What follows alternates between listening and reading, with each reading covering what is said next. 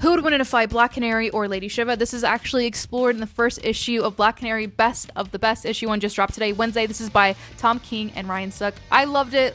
Let's get into it. First of all, what would possess an A-list superhero like Black Canary, who has literally been a part of like the Justice League of America and the Birds of Prey, to participate in this televised MMA fight against Lady Shiva? This is a question that you should be asking yourself in this issue, and don't worry, it is answered in the first issue, but I'm not going to tell you here. You gotta pick it up and read it. Another great aspect of this first issue is that we get to explore the legacy of Black Canary by meeting the original Black Canary, Dinah's mother, whose name is also Dinah Drake. It's kind of like Gilmore Girls. I haven't seen that, but I'm told they have the same name as well.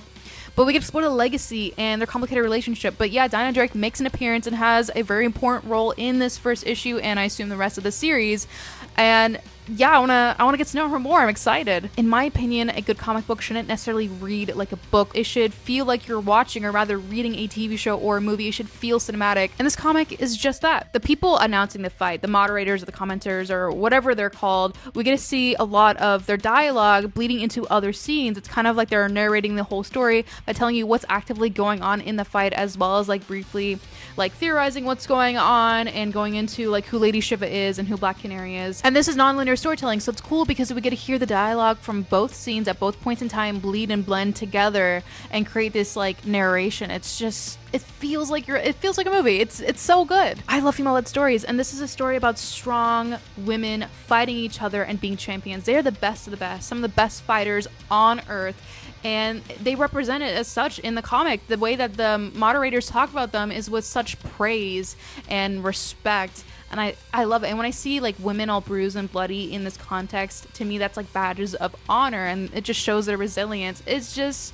so good. Should I take boxing classes? Tom King, who I'm a big fan of, does one of my favorite comics from DC called Supergirl, Woman of Tomorrow. It's so good. You need to read it.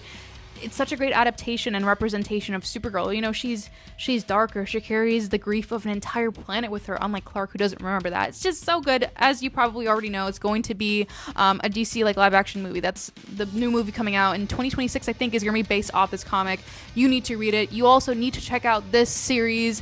Issue 1 just came out today. Also coming out today is the second issue of Absolute Wonder Woman, which is a dark take on Wonder Woman in the Absolute universe. It's like it's its own alternate universe, and in this continuity, Wonder Woman is literally the princess of hell, and it's just so good.